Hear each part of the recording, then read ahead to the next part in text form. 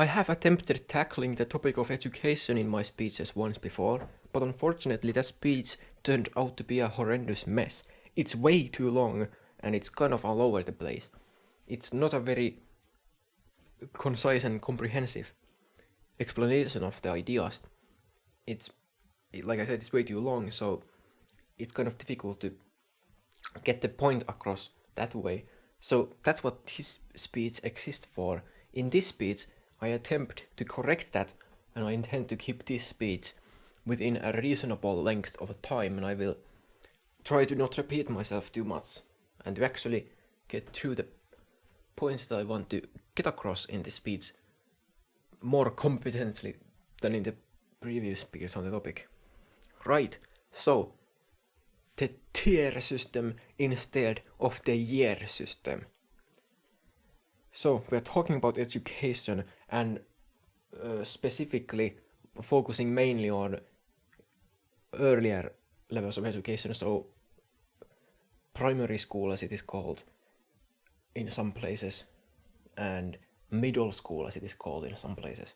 But that's kind of totally arbitrary how those two are differentiated and whatever. So I'm not going to get too far into those things specifically, like the terminology, because that's kind of irrelevant.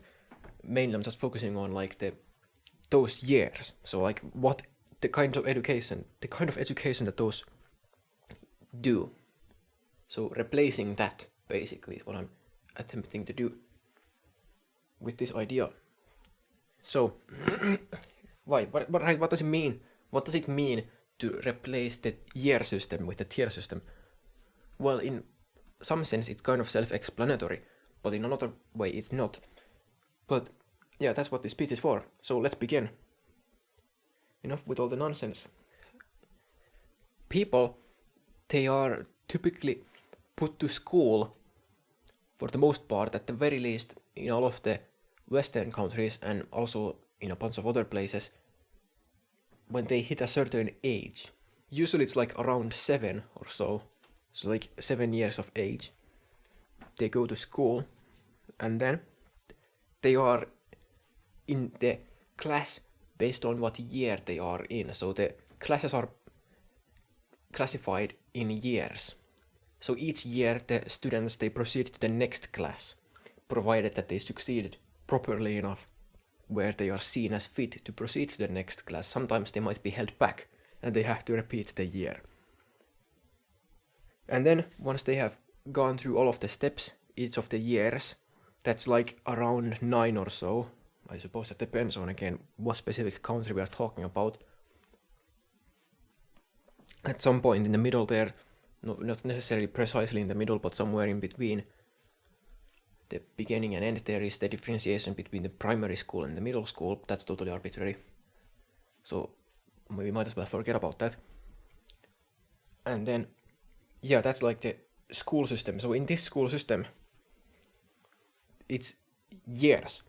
A person's age is the primary thing that is being used to determine where someone is in the school system.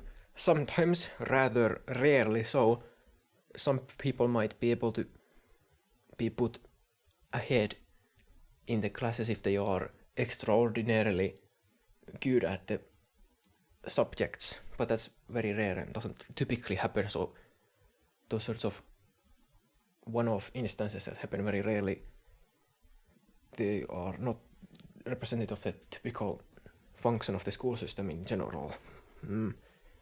So, yeah, the year. So, there is a massive problem with this model of determining what class someone is in based on the year they were born. A massive problem, a really massive problem, and that's what this speech exists for. That's why there needs to be a solution, something to replace this kind of a school system with. So, first let's explain the problem. Again, this is one of those things where like it's kind of self-evident depending on who you are, but then it's kind of not self-evident based on the fact that like we still have systems like this. School systems like this are still prevalent, which clearly indicates that it's not self-evident to a lot of people what the problem is.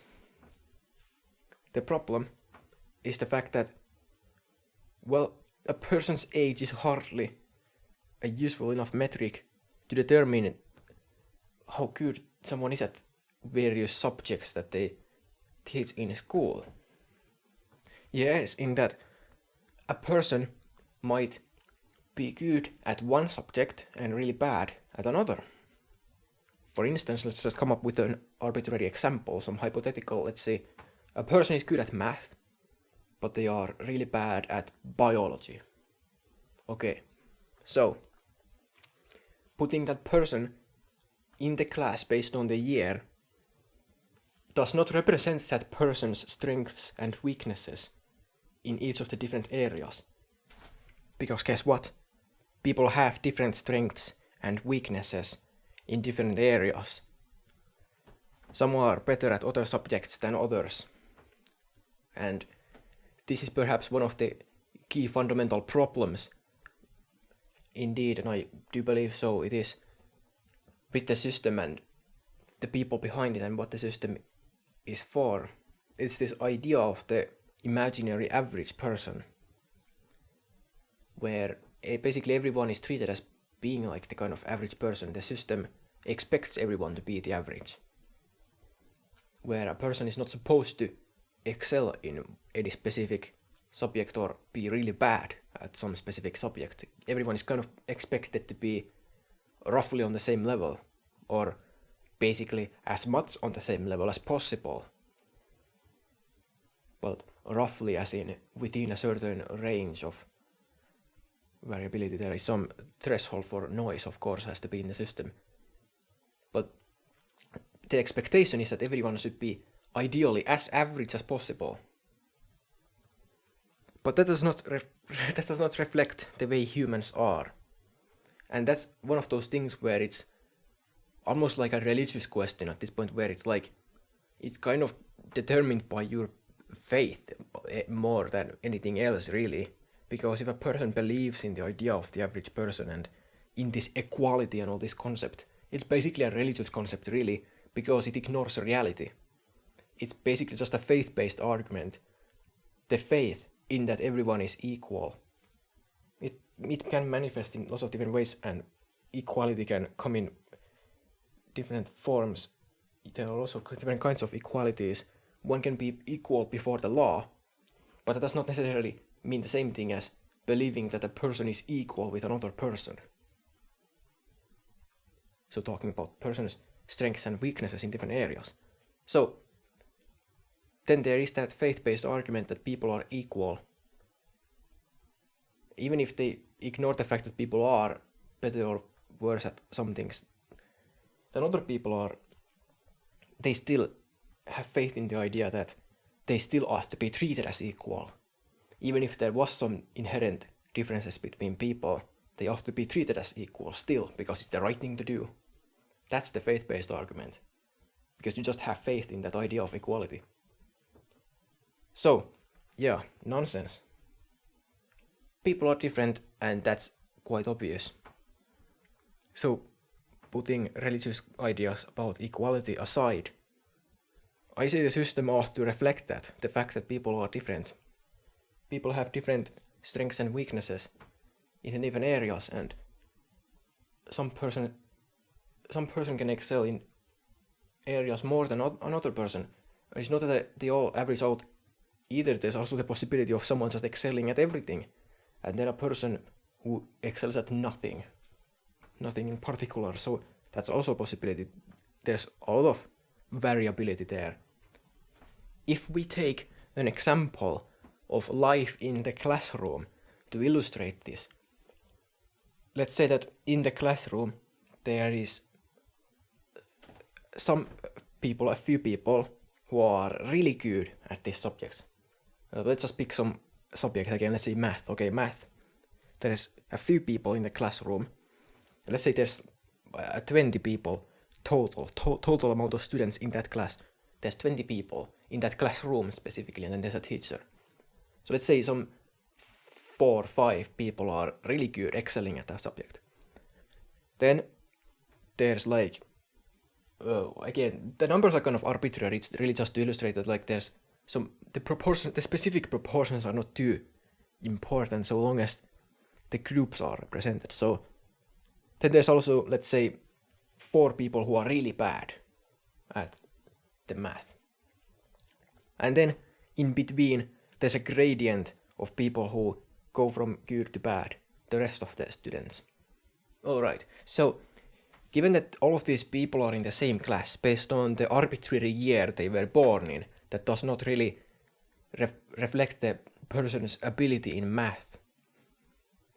How do we determine, or rather, how is the school system supposed to determine what exactly is the correct level of education in that classroom? That's a serious key issue that needs to be addressed. How do we determine what is the correct level of education, since these people are inherently at different levels? Like fundamentally, if a person's brain capacity itself is better at some subject than another person's, then those people are inherently at different levels, just like that's just the biological way it is. Well, how do we determine the level of education in the first place? Well, it really can't be. You kind of just arbitrarily need to pick one. And the way they do it is that, or kind of with the assumptions that we have under this system, the way it should be done really is that the level of education should just kind of reflect the average. However, if let's say that the average person is the 10th student in the gradient between the best and the worst, so sorting the students in the order from best to worst, so exactly in the middle, that means that half the classroom is having a really difficult time with the subject. So thus the level of education has to be actually slightly less than average, slightly below average, so that everyone can keep up. Because it would be a kind of a difficult thing if like half the classroom is having a hard time at varying levels. Now, something that can be done is the absolute worst can be thrown in another class, some special education thing where like the especially mentally deficient in that specific subject, I suppose. Well, that's kind of too strong of a word to use, but that's just for the lack of a better word. In any case, the people who are less good at that subject, the absolute worst in the classroom who would otherwise be there, they can be thrown into a special education class for those who are really having a really hard time. So that allows the cropping off of the absolute worst students in the class. So then the level of education can be sustained at slightly below average. So this way the entire class can keep up. Alright, well, we have solved the issue of the class being able to keep up. But unfortunately, we have created another problem with this. Because now we have a bunch of students in the classroom who are way better at the subject than the rest of the classroom, and they are kind of just, in some sense, being held back by the system. It is an inefficient way to teach those students.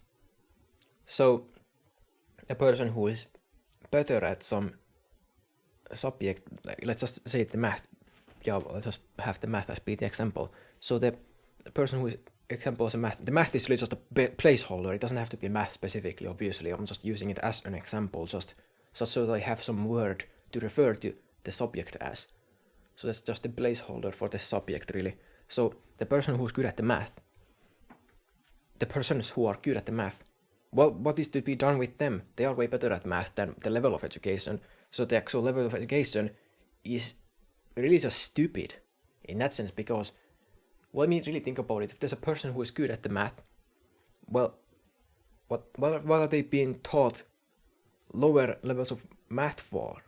Why are they being taught in a less efficient way? That's not fully realizing their potential. And then the question is, well, what exactly is the function of the school system then in the first place? Well, I say the function of the school system should be to maximize the people's potential, to fully realize the capabilities of the people, the students who go to school. So in other words, is to make the best versions of those students that they can be. That's what I say the school system should do.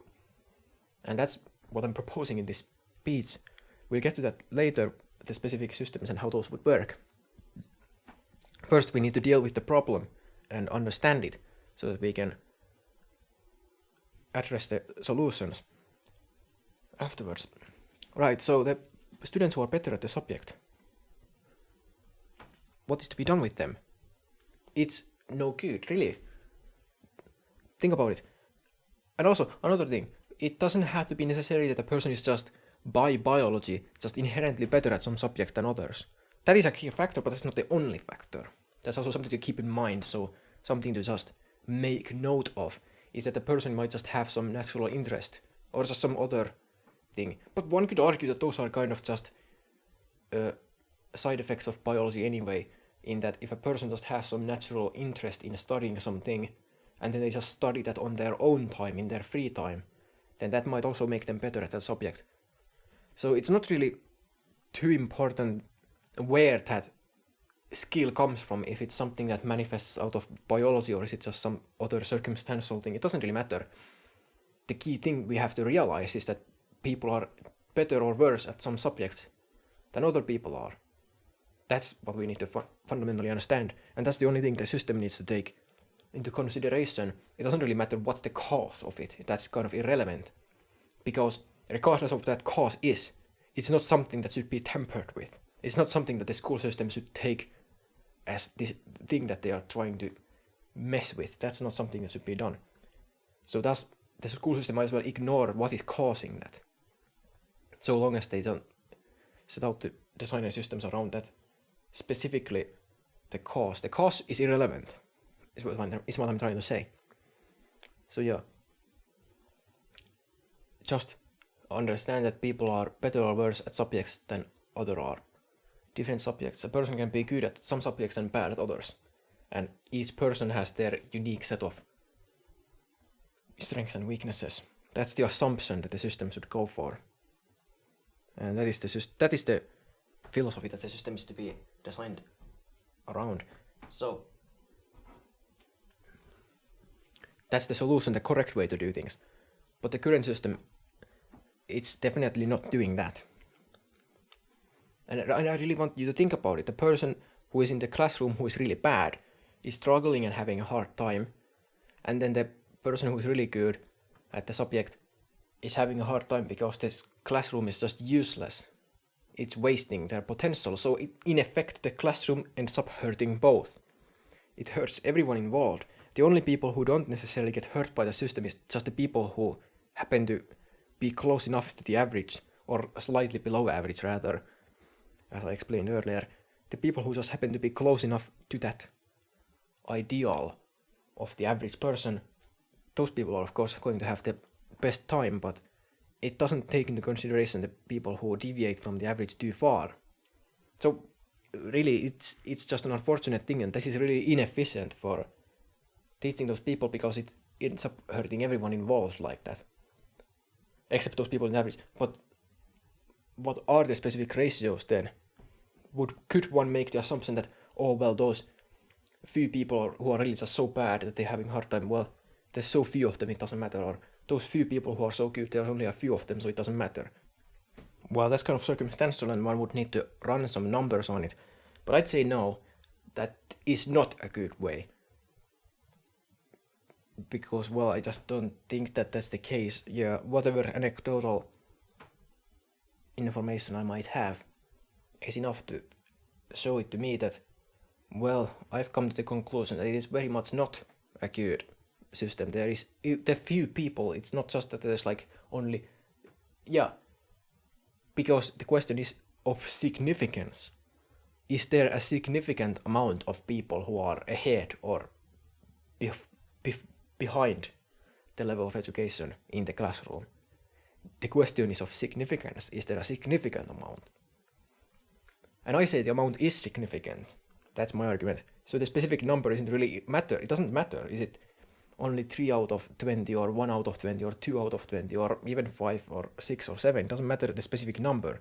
I say it is significant. And actually, I would go as far as to say that it doesn't matter how few there are. Even just screwing over one person is already bad enough, because the system ought to be designed in such a way where it doesn't really screw over anyone like that. So any amount is significant so long as people are different. That's my position. So right, So I guess I've explained the problem well enough now. So it's finally time to get to the solutions. Well, how do we fix this system then? Or replace it entirely with a different system that kind of achieves a different goal entirely, but it is sort of similar in its function because it's still a school system? Well, the tier system instead of a year system. What does this mean? Well, basically, the simple explanation for it is that a school has a bunch of classes for each tier, so level of education basically. Well, I'm just calling it level of education because that's the term I'm using. It doesn't mean anything else. It's just each individual class, basically, as it is. That's the level. So, for each class in the school, they have their tier. And then a person who goes to the school, for each class, each subject, they start at the tier 1. Let's say they start from 1. So 1 is the first tier. So there's a list of subjects, and each subject has some amount of tiers. And the person who goes to the school starts at tier 1 on each subject. So then, that's the person who goes to school. And then they go to those classes based on the tier they are on. So in the building, the school building, there's the classrooms, and each of them teaches the subject at some tier. There's some number assigned to the subject that is being taught, and that indicates the tier. So the person who is on that tier goes to that classroom. Right. So what happens then when they have passed that subject is they proceed to the next tier. And then they proceed to the next tier after having completed the current tier they're on. For every tier the person is on, once they have completed that tier, they proceed to the next tier until they have completed all the tiers. Right. So that's the way to put it. Formulating the words and constructing sentences, yes. So basically what this means in effect is that every person in the school in a given subject on a given tier level, every student in that classroom is basically guaranteed to be on that level of education for that subject. Because let's say a student has passed tier 2 in math. So this means that it is known that this person is competent enough to be in tier 3, because we know that this person has surpassed the level of 2. So we know it's above 2, and because these are integers, it must be at least 3. And we know that this person has not yet passed tier 3. Therefore, we know that it cannot be above 3, so it cannot be 4 or higher. So it has to be between 2 and 4, and the only integer that's between 2 and 4 is 3. Now that is a complicated way to explain that, well, the class number 3 is between 2 and 4. So that's the tier the person is on. So that's the correct level of education for that person. It is a known certainty that this person is on that tier. In effect. Now there could be ways to cheat the system, I suppose, in some sense, where a person could pretend that they don't know the subject, but then we don't really need to care about that, because it doesn't really matter. If a person is intentionally deceiving the system to pretend that they are worse at a subject than they really are, well, it doesn't really amount to anything, it doesn't achieve them anything. All it does is just delay their graduation, I suppose, from that school or from that tier individually or whatever.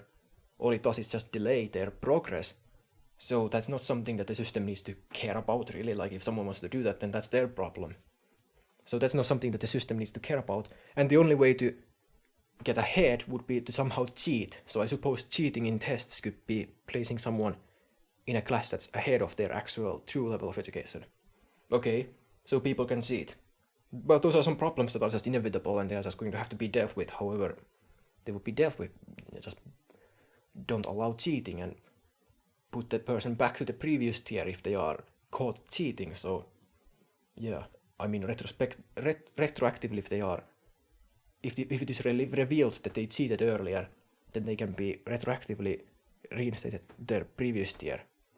So things like that could be solving that problem. So that's not really a meaningful problem to cause any serious issues of any significance. So with that in mind, excluding those sorts of small problems that are easy enough to deal with, it is a known certainty, a certain fact. It is known that this person who is on tier 3 is indeed receiving the correct level of education. And that is the advantage of this system, where each individual subject has the tiers, and the person can be on different tiers, on different classes, different subjects. So a person can be on level 3 on math, level 1 on biology, following on with the previous example of the person being good at math and bad at biology. The person can be ahead in math in comparison to biology. So talking about the different tiers, tier 3 or even 4 or 5 or whatever in math and just 1 or 2 in biology. So this system reflects the person's actual abilities in each different subject, because the person is free to be on any level of education like that, on a subject by subject basis.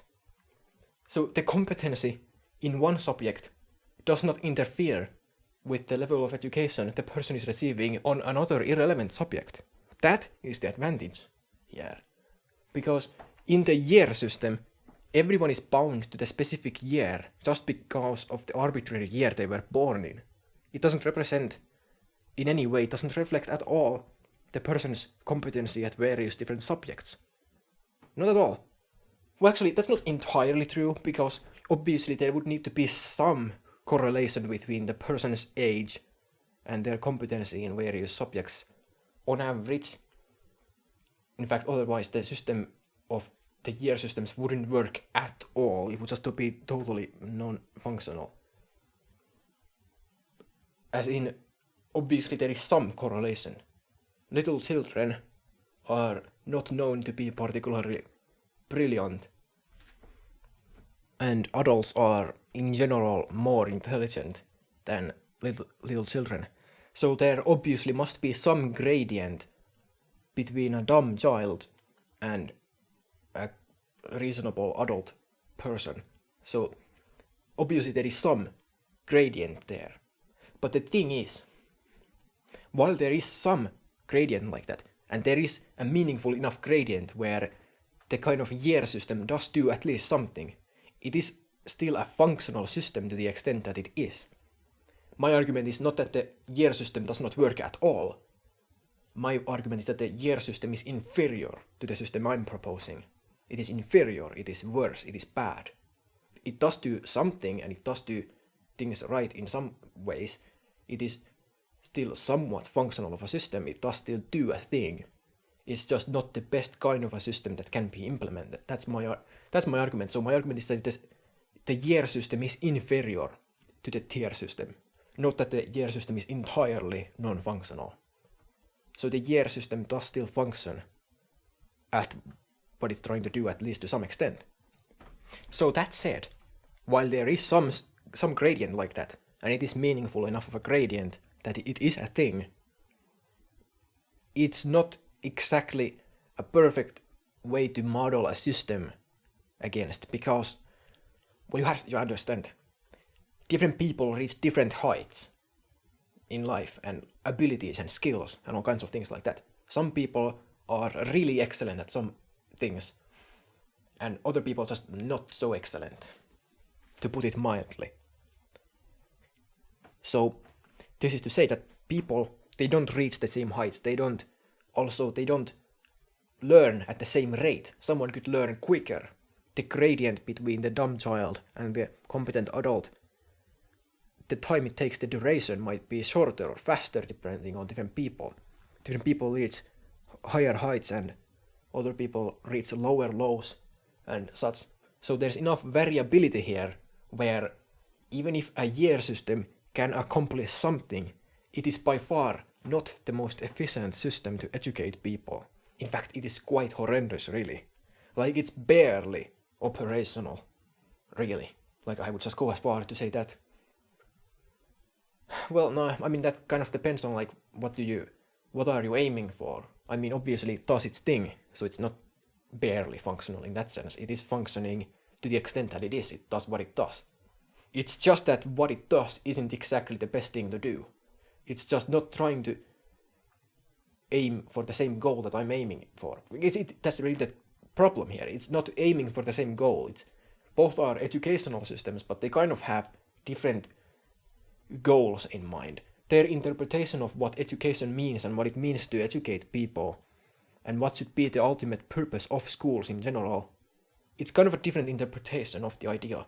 So in that sense, the system is working somewhat, still not great, but comparing it against my goals, what I would say that the interpretation of education means what it is to educate people, compared to that, the system is failing horrendously. It's absolutely miserable. So yeah, that to say that, yeah, it's not a good system. The year system is bad. The year system is not good at all. And I'm almost surprised that it's still so prevalent as it is. I say almost because I'm really not surprised. I'm almost surprised, but I'm not surprised.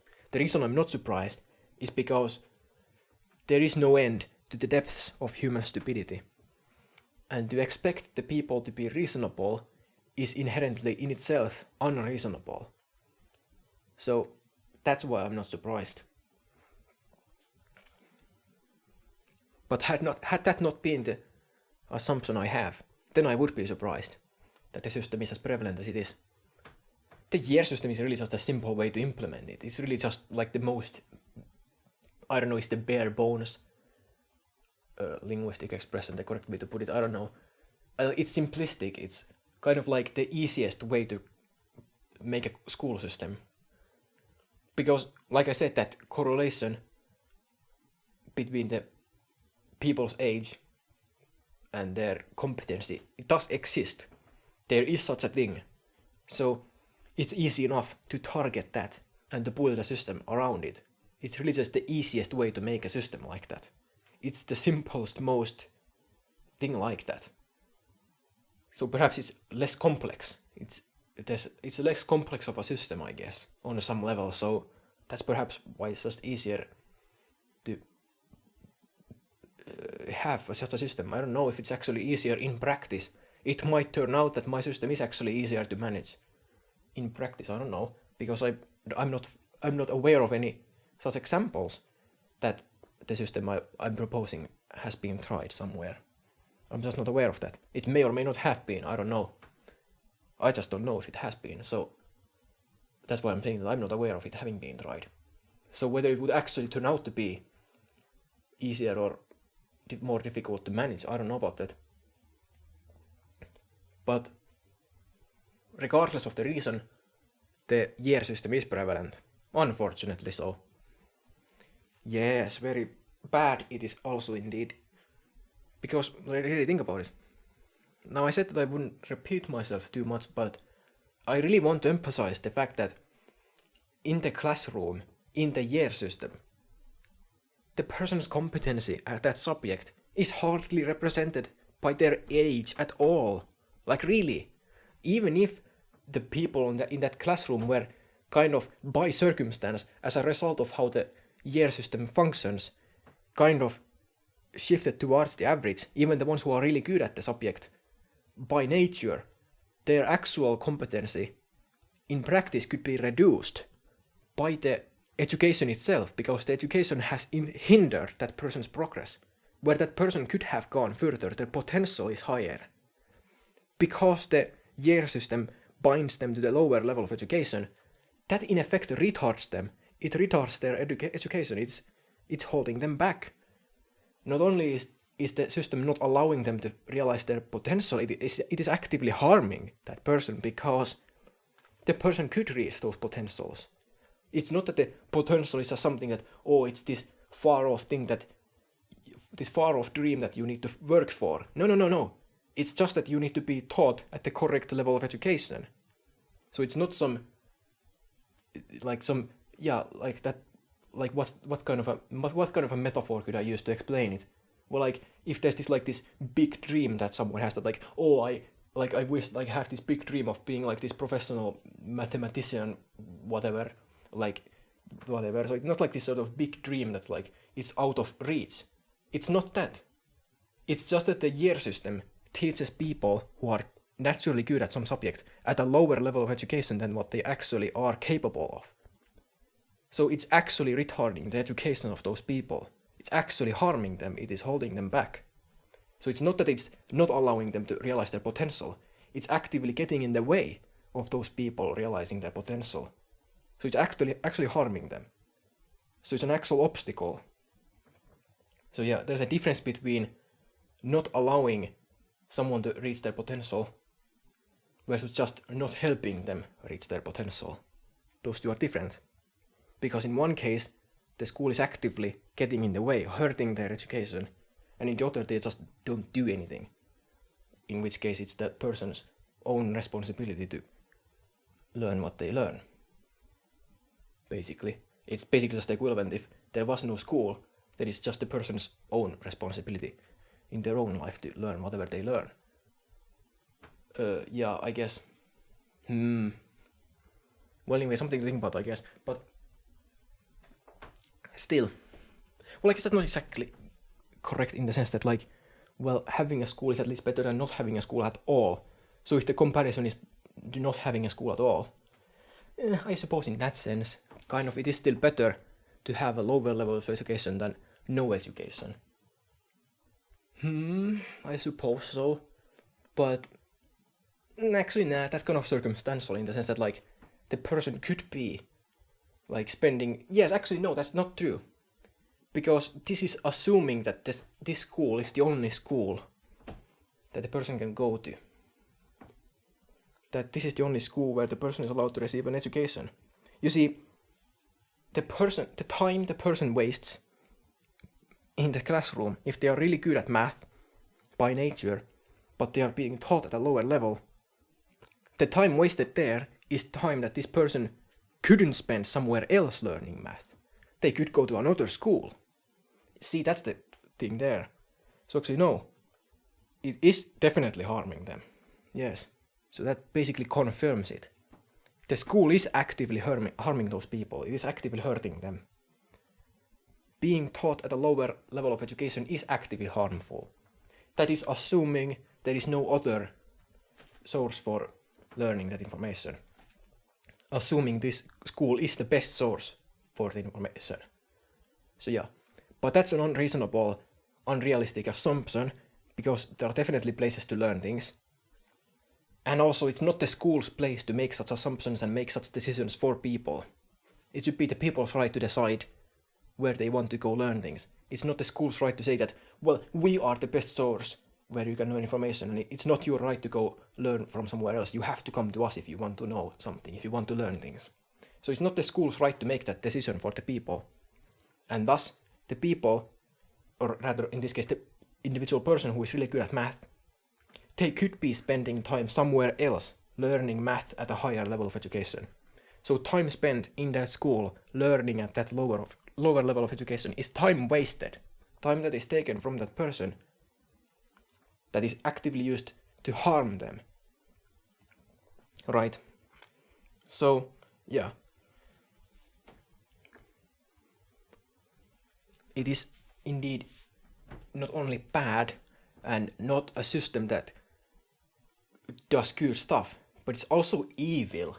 Because I say that's just evil, like, it's morally and ethically wrong to do that to a person. Because you're basically denying them their right anyway if you have compulsory education, which basically these systems are, for the vast majority. These sorts of school systems, they are compulsory education where it is mandatory to basically be there, in the classroom.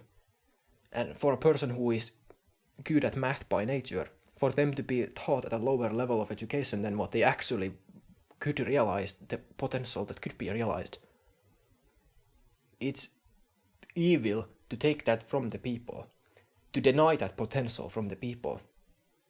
Because it's not just that the school isn't helping them realize it, it's that the school is actually getting in their way. The school is an active harm, it's an obstacle. It's not allowing the people to realize their potential, and that's evil. So it's not only an inefficient system in just a material interpretation of the world. It's not just a bad system because it doesn't allow the individual people to realize their potential, which is of course harmful to all the economics and all the other things.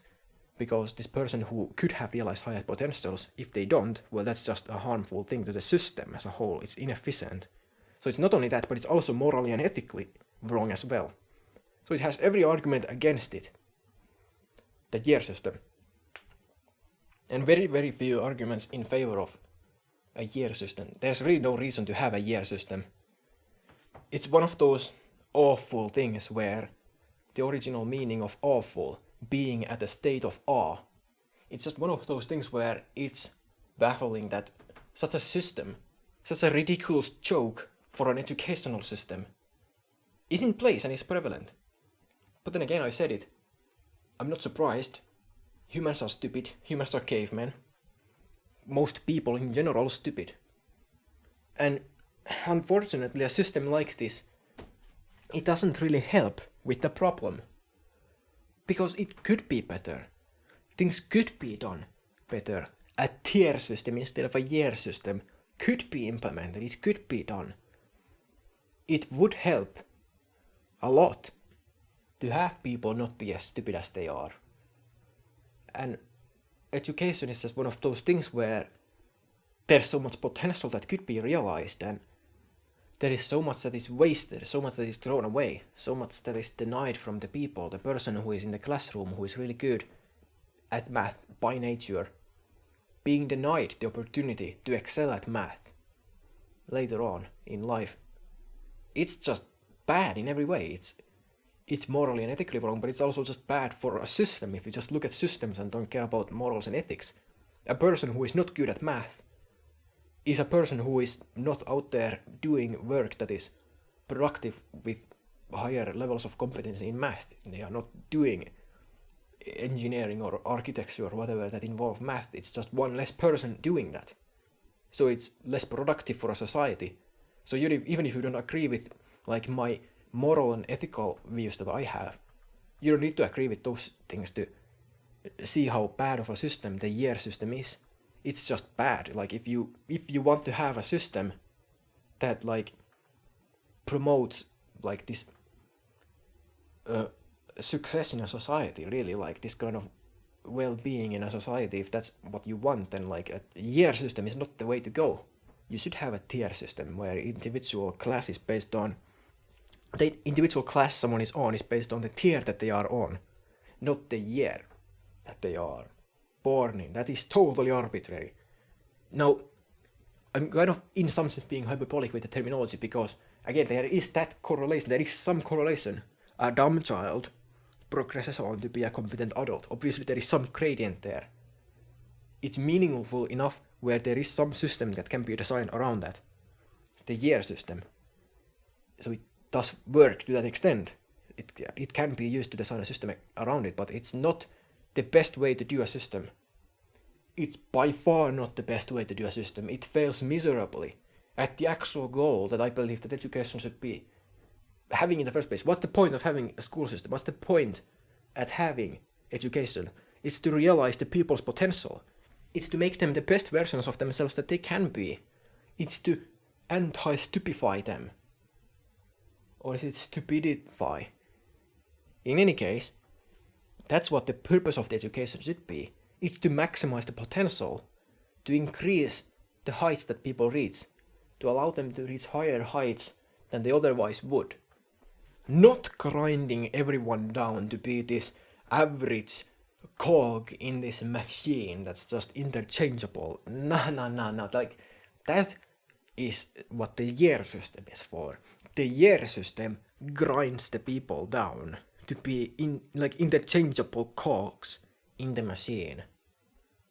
So basically, it's like an attempt at standardizing the people. So in fact, in some sense, if one looks at it from that point of view, the year system is functioning exactly to do what it's supposed to do. It's doing exactly what it's supposed to do. So it's functioning perfectly, really, actually, as it turns out. If your goal is to produce interchangeable cogs out of people, then the year system might actually be the best one after all. It might just turn out to be the best, most fit system. Because by having that goal of teaching the average person, it ends up holding back the people who would otherwise excel, and it ends up putting a lot of emphasis in helping those people who are otherwise bad at kind of trying to reach them, kind of trying to help them to reach the average at the cost of hurting the people who would otherwise excel also. So it's just a weird way to explain that. It kind of tries to make everyone conform to the average, to not deviate too far from the average. That's what it's really trying to do, in a sense. Whether that was intentional or unintentional, that's what it does. So if its intention really was to actually create interchangeable cogs out of people, then it succeeds. But I say that's just a bad way to do things. There may have been some time period in the past where the Prussian military factory line school was the best system, where people were expected to either die in a war or work on a factory line. There might have been a time period in the past, in the early days of the Industrial Revolution, when that system made sense. So I'm not necessarily denying that, in that there could be different time periods where different systems are applicable. As the times change and the environment around us differs from the time periods that came before or will come in the future, the systems that we should build also must change with them. I can recognize that kind of a reality. But also one thing I can recognize is that that system has outlived its welcome. The Prussian military school, factory line school, it doesn't make any more sense. It hasn't for a long time now. Now, whether it did make sense back then or not, I'm not the one to really talk about that, because I'm not too familiar with that, but my understanding is that it would have served its purpose then.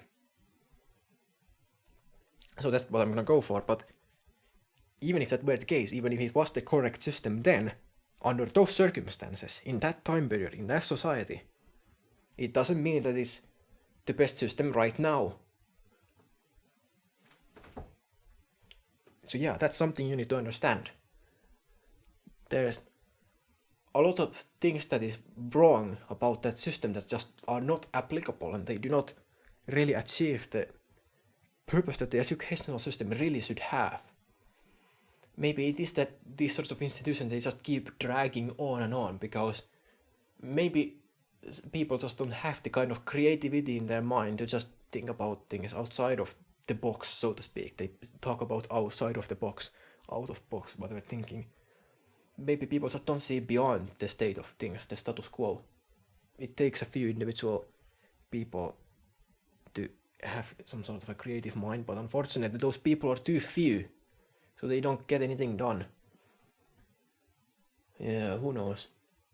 Anyway, that's just one possible explanation for why the system still prevails, despite the fact that the world doesn't necessarily conform to such ideals anymore as it once might or might not have.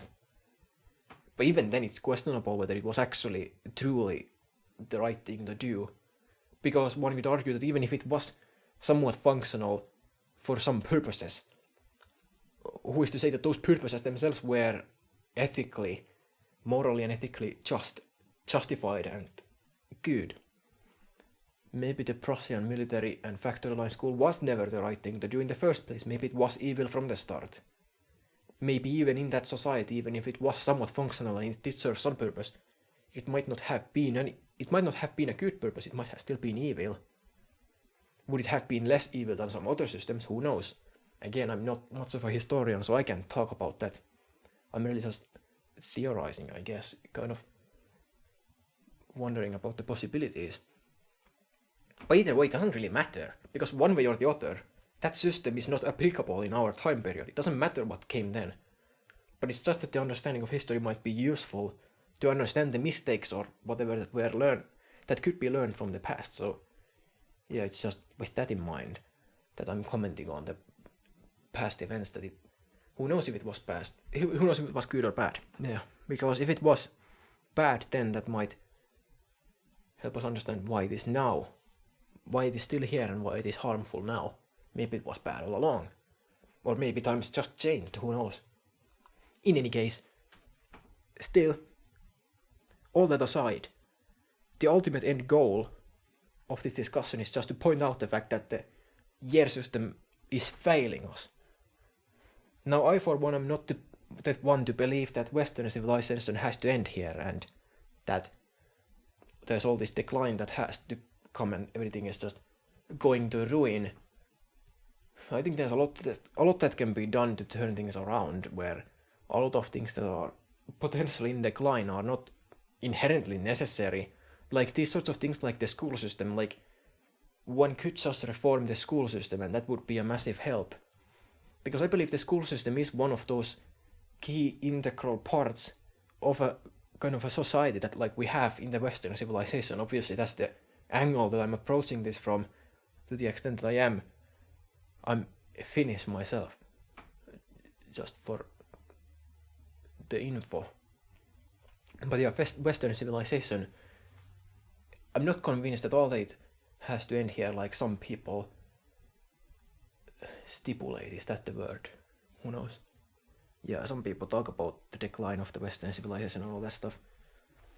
I don't know, maybe it will happen, maybe it won't happen, but I'm not convinced that it's inevitable.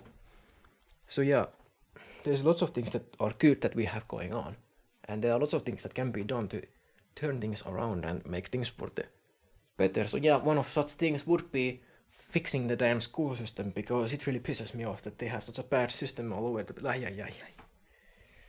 And also another thing, I've kind of explored the topic now, so if you don't want to hear any more useless ramblings or whatever, and me just kind of throwing things around, then you could end the speech here, I suppose. But if you still want to hear other things also that are bad with the system, you might like to turn. You might still continue listening.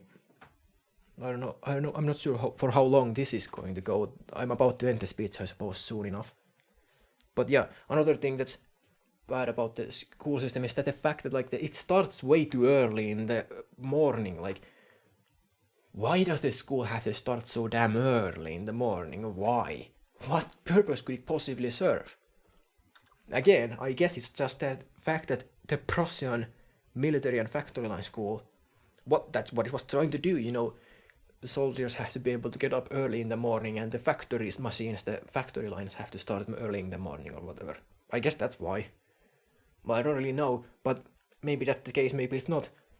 Even if that was the case, again, who cares about the early industrial revolution? That's hardly relevant in today's society. So why on earth does the school still start so damn early?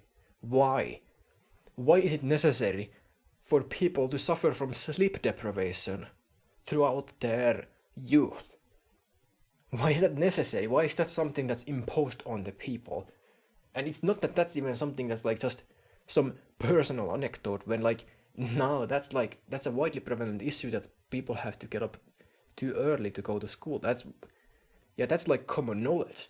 Like, that's common knowledge. Like, that's just common wisdom or whatever at this point, where it's like, it's just a widely prevalent known fact about society that the school just starts too early. Like you could pick up random person from the street. I'm willing to bet metaphorically that you could just pick a person from the street and they would agree that school starts too early. So like, why do people suffer from? Why is it inflicted on the people that they must suffer from sleep deprivation throughout their youth as they go to school? What's that about? What the hell's that about? Why is that a thing? That's ridiculous. Yeah, I call bullshit on that one. That's total nonsense. Yeah, yikes. Anyway, that's also one thing. And then there are other things that suck about the school system also. Even though I'm in Finland and people say that like the school in Finland is like some of the best in the world or whatever, like at least in the higher end, oof, that just makes me feel bad about other people. They must have it really hard. They must be having a really hard time if Finland has the best systems, because even the systems here are not really good. Like I can't really compare them to other systems because I haven't been to other countries' school systems, so I can't say. But still, all of these problems I've described so far, they all come with the personal anecdote of me having gone through the Finnish school system. So whether it's better or worse in other countries, well, it's just better or worse in other countries. If it's specifically that it's worse in other countries, well, that just sucks for them, I guess. But damn, that just makes it even more. It just strengthens my point, really, that yeah, like that system sucks. There might be a couple outliers who can pull it off really well for some reason. Like if people say that like Finland has some of the best schools. I've heard some people say that, I don't know if that's true, but some people have said something like that in the past. I don't even know what that's based on. Was there some study or something? I don't know. People just keep going on about random nonsense like that. I don't know what are they measuring these things against anyway. Who knows how trustworthy such statements are anyway. Lots of people call Finland like the happiest country or whatever, at least in the past have done so. By some metric, happiest country, what's that even supposed to mean? Yeah, like that's just some weird nonsense. Like who knows what all that stuff is based on, and how trustworthy such things are. Anyway, this to just say that, yeah, it sucks to be in other countries, I guess. Yikes, that's very bad. So yeah, but one thing that pisses me off extensively is the concept of homework. Homework, yeah. I have nothing positive to say about that whatsoever. That's just an evil practice, and I personally hate it. As much as one can hate something, I hate homework. Aye.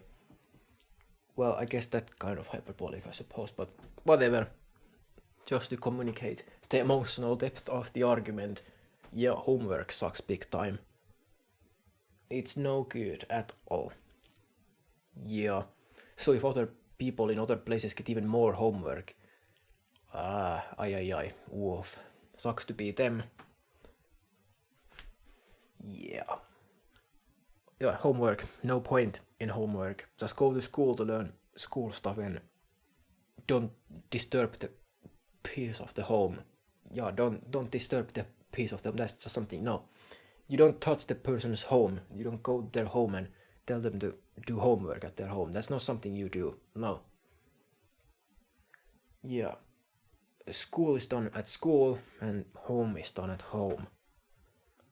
Get that through your thick skull. In any case, then another thing, the questions and the criticisms and all that stuff in the classroom, and just in general, the talking in the classroom in general, not being prohibited, in that the person is not allowed to talk in the classroom with other people. Now they talk about like, oh, one should be allowed to like study in silence and like, well, maybe that's a thing, maybe it's not a thing. I'm not quite sure if that's even true, you know. That's some interesting concept. They talk about like, oh, but like if you're noisy in the classroom, then like other people can study. But then like, well, I can think of one way to solve that. It's to have those people who don't want to study and want to make noise, throw them out of the classroom and have them play at the yard. Because what's the point in forcing those people to be in the classroom in the first place if they don't want to study like that, you know? Like, if there's people in the classroom who are not interested in studying, they are not interested in sitting down there and looking at the book and studying, they want to make noise, then just have them be thrown out of the classroom in the yard outside. Have them make noise there. That solves that problem. Are you really convinced that by telling those people to shut up and study, that's really going to make them study? Is that really going to make them learn anything? Is that really useful? Are you really convinced by that? I'm not convinced by that. That's why the tone of voice. I'm not convinced that it is useful at all. Like, there's one angle to look at it. Like, oh, discipline this, discipline that, but like, Like, there were time periods when people were slapped in the hand with some stick or whatever, like, if they didn't, like, do what were told of them. So, like, I suppose if you push it to that extreme, if you push it to that extreme, it might accomplish something. It might work, who knows. But that's not the kind of system we have in place anymore. So this idea of discipline is kind of half-ass. It's kind of a half measure. It's kind of like, yeah, you're like trying to be like, you're trying to enforce some discipline, but you're not really like doing it. Like, I'm kind of the belief that, like, if you're going to do something, you have to go like all the way. Where, like, if you're going to be enforcing this strict discipline and all this stuff, then, like, you ought to just go for the physical punishment. Then, like, you ought to just go for it. Heckin' corporal punishment. Like, if you're gonna do discipline, then go all the way. If you're not gonna do discipline, then don't do any. Like, you have to pick one. Now, there are times when such thinking is applicable, and there are times when it's not applicable. So is it applicable here? Well, it kind of seems that way to me, because, like, it's kind of a half measure, really. Like, if you're telling people to be quiet in the classroom, but, like, you're not really doing anything about it, like, then, like, are you really doing anything about it? Like, what are you trying to achieve? Like, it's kind of like you're politely asking someone to be quiet, but then, like, what's the point? What are you even trying to accomplish here? You can throw them out of the classroom, but then that's just what I'm saying you should do anyway. For the people who don't want to study in the classroom, just don't have them be in the classroom in the first place. Throw them outside. I'm sure they'll have lots of more fun there.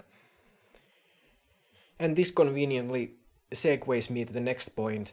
Compulsory education sucks anyway. Because you have to understand, if a person is forced to sit in the classroom, they're not gonna have a good time. They are not going to put much effort into the studying anyway. Because what the fuck do they care anyway? Like, just think about it. If a person is forced to be there, they are going to find every excuse they can to not pay attention and do not study and do not learn things.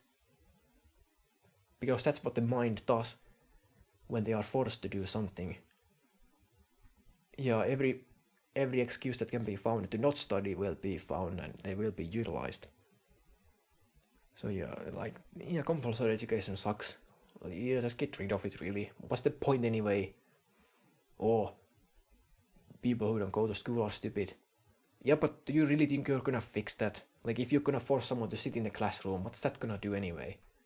People forget everything they learn in school anyway, like, because, like, what, they are not really doing anything. Like, what are they doing? Memorizing useless facts. Because they are forced to sit there just to pass a test. Once they've passed the test, they forget everything. Because they were just forced to be there anyway. They didn't care to learn anything. So what do they care to really internalize any of the subject matter anyway in the first place? What difference does it make?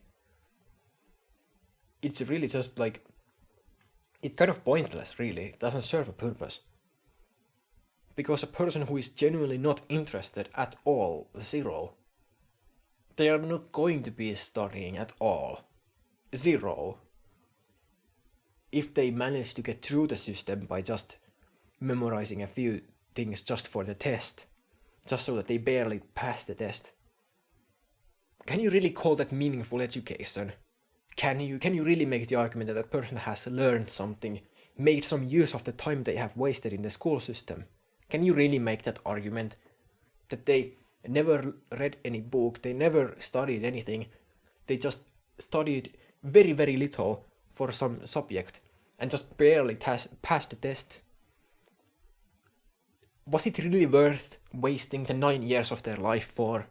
Really? Are you really going to make that argument? Can you really make the argument that that's a useful way to spend a person's life? They could just as well spend that life doing whatever else. Whatever else, anything. Anything is better than just wasting the time. And that's what the school is for a lot of people. It's just wasting the time. Because there are better things that a person could do. And even beyond that, there are more useful things that a person can do also that is not school. School is not the only useful thing that a person can do in their youth. That's not the only thing that a person can do.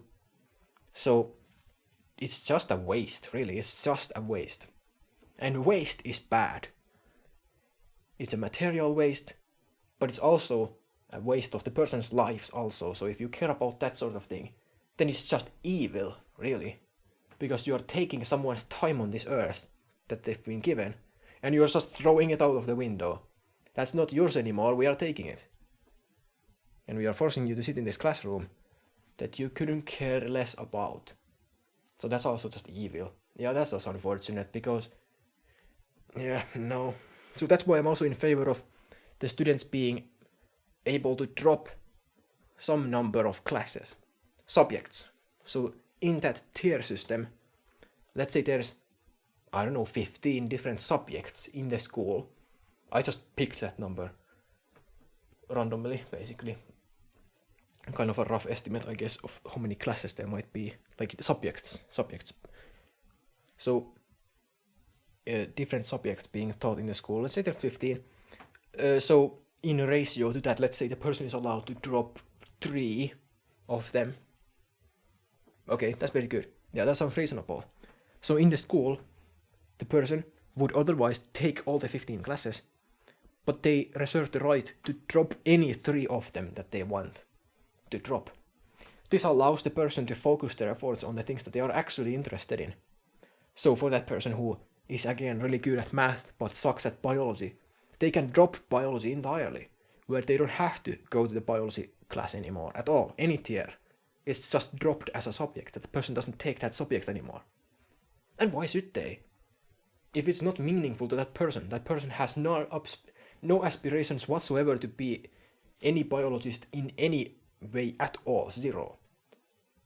Now, some people make the absolutely retarded argument against this, that, oh, well, the person wouldn't know what they want to do in their life later on, and like, the school is just introducing that topic. Shut the fuck up. Shut the fuck up. It's not the school's responsibility to make that decision for anyone. Just shut your mouth. Close your mouth. That argument is as retarded as it gets. No. That personally offends me. That pisses me off. I've heard people make that stupid argument. Yikes. Piss off, you people. Anyway. So yeah, it's not the school's responsibility. If a person wants to make the decision to drop a subject, that's their life. You know, if they don't want to learn biology, they don't want to learn biology. And again, a placeholder, who cares what subject it is. They could drop math as well. Or some language. What other classes are there in school? Let's see. History, who cares? So yeah. Drop the subject of their choosing. Because it's really just a waste. Because the time that is wasted in that class is time that is taken from that person's life again. Time that could be spent otherwise usefully somewhere else. So yeah, that on top of the school being compulsory, not being compulsory means that the few people who don't want to go to school at all, well, those people can do something else useful somewhere else. Like, they can still learn something else somewhere else. Like, you know, also, just extrapolating this further, you know, a person can learn things outside of school, right? You know, that's a thing, right? In the past, also, there would have been things like apprenticeship.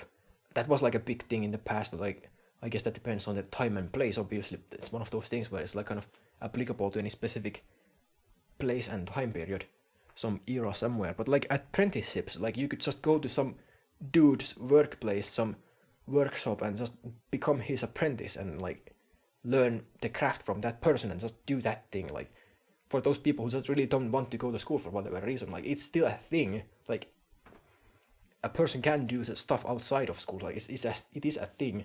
Now, one argument that can be made against this is that, like, well, okay, basic literacy and basic arithmetic, okay, fair enough. There could be a few compulsory years, and I am willing to go that far as to say that a few compulsory... Actually, no, not years. Tiers this time. Yeah. Let's not forget about the tier system. That's still the main topic of this piece. I'm kind of deviating off topic here. But yeah. But actually, either way, whether it is the year system or tier system, even if you don't implement the tier system, which you really should, but yeah, even with the year system that we have currently in place, as I am now commenting about it, as I have deviated from the main topic of the tier system, complaining about the year system. So, yeah, okay. Whether it's the tier system or the year system. Okay, few years for basic literacy and basic arithmetic and the likes. Okay, makes sense. A person who graduates from the school who has never really bothered to learn anything anyway, because they did the bare minimum just to pass the tests, just barely. That person doesn't know anything anyway. At least not from the school anyway. So what difference does it make if they waste their time there or not? Beyond the basic literacy and such things required to just barely pass the school, what point is there in being there for any longer? Okay, so few years or a few tiers in some basic areas. Okay, sure, fair enough, I can go for that. So there is compulsory education to a few tiers in at least some of the subjects. So every person has to go, let's say, 3 tiers of math, 3 tiers of language, and like 1 tier of some other thing. Whatever that might be. So like that means like, well, 3 out of how many? Well, let's say the 9. Okay, let's say the 9 because it's now 9 years in the school. So if it's 9 years in the school, let's just say it's 9 tiers. Of course, that's arbitrary. It could be more or less. And also the tiers could be different lengths also. The tier doesn't have to take a year. So the tiers could actually be different lengths than years. But if I'm just gonna draw the comparison to the year system where it's 9 years. So let's say there's 9 tiers also for math and the language. So let's say out of 9 tiers, let's say that 3 of them is compulsory. So everyone it is mandatory to pass 3 tiers in some selection of subjects. Right, okay, that makes sense. So that's fair enough, that can be done. That's totally a reasonable compromise with that. That's meaningful enough that like, okay, literacy, sure, basic arithmetic, sure, makes sense. That just means that like the absolute most stupid people can at least be lifted out of the sewers at the very least. Sure, I can agree with that. But beyond that, the system loses any purpose, any point. Because the person who is on the 8th or the 9th year of the school system, who doesn't care at all, there is nothing they can possibly derive from there. It's really just a waste of their time. So, yeah, no. Yeah, and also, getting back to the learning outside of the school system, that is a thing. And also different kinds of schools. Schools, they are called trade schools or vocational schools or whatever, depending on who you ask. Lots of different names. So there are all kinds of different kinds of school as well. Things that specialize on some specific thing. So it's also an argument against general education in general that I'm making. That like, going to a vocational school is more meaningful if you want to learn some specific trade. Like, they are also called trade schools, I guess, if I'm not misusing the term. Who knows? I'm more familiar with the vocational school, so let's just pick that one.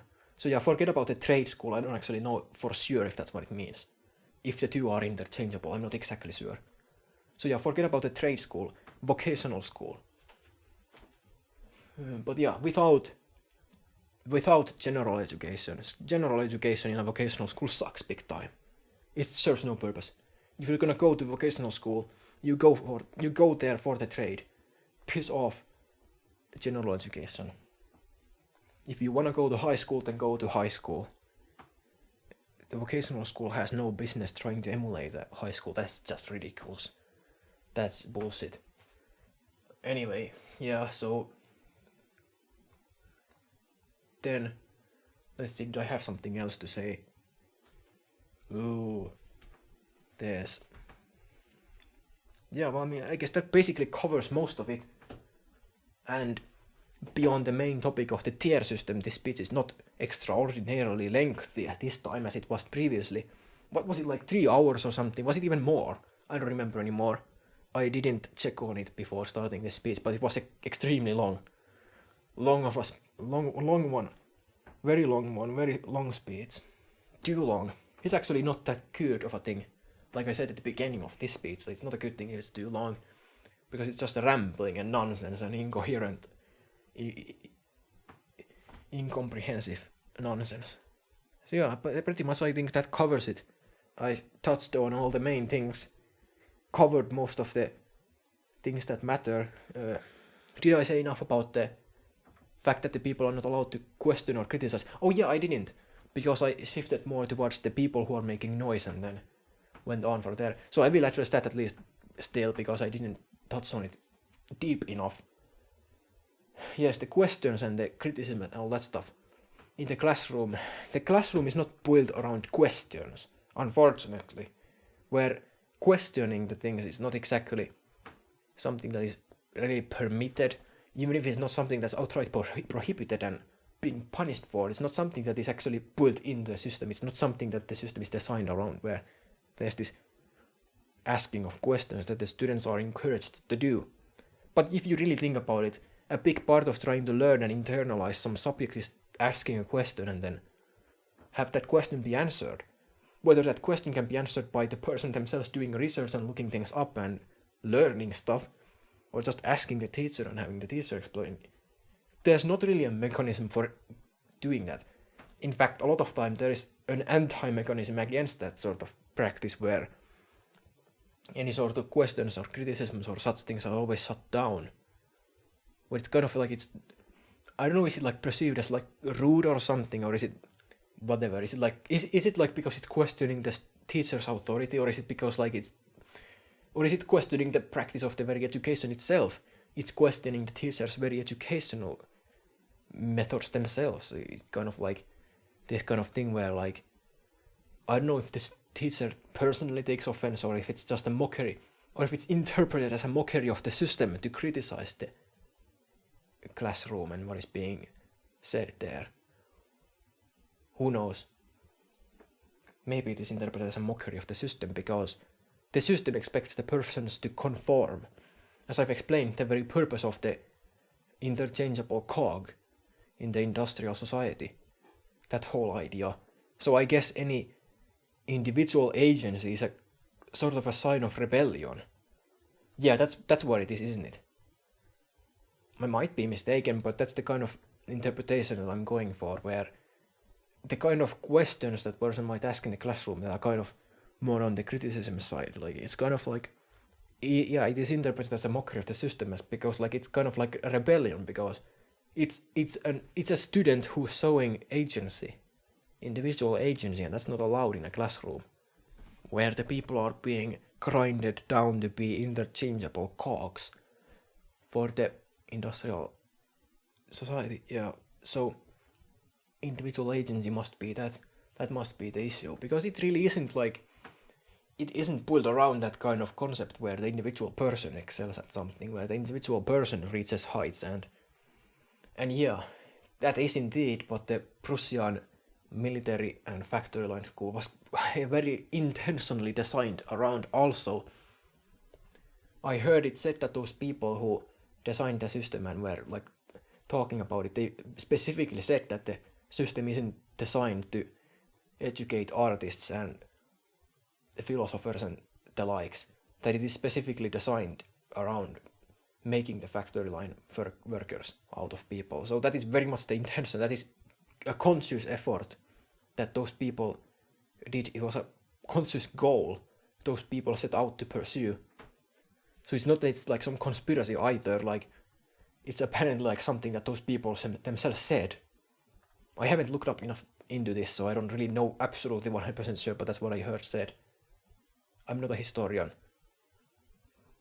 I just know what I've heard from some places. Anyway, so yeah, if that turns out to be true, then yeah, it was very much a conscious effort to make interchangeable cogs out of people effectively.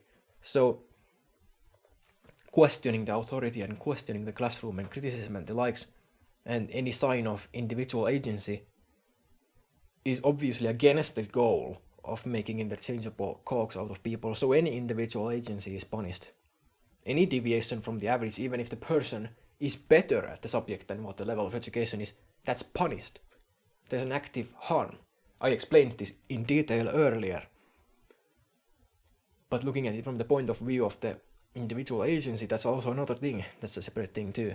Where it's not an individual person who is an artist and who is a philosopher and all that stuff. It's not an individual person who reaches heights and excels at things. That's not the goal of the system. The year system and the Prussian military and factory line school, that kind of an educational institution, its goal is not to make great people out of people. Its goal is not to produce great men. Its goal is to produce interchangeable cogs. That's what it's trying to do, and it's pretty much doing it quite effectively, pretty much to some extent. So yeah, it punishes any deviation from the average and from what is tolerable under that system. So in effect, it's kind of trying to make docile people out of them. Make people docile in the sense that the criticism of the system isn't allowed. Where it is not something that the teacher takes kindly to when the questions are being asked. It's not really a system that is built around discussing issues in the, like, because like I'm having a hard time putting this to word, but let's see if I, because there are interpretations to different things and there could be potential problems with the education itself. Like there could be mistakes or just faults in the viewpoints or methods of the education.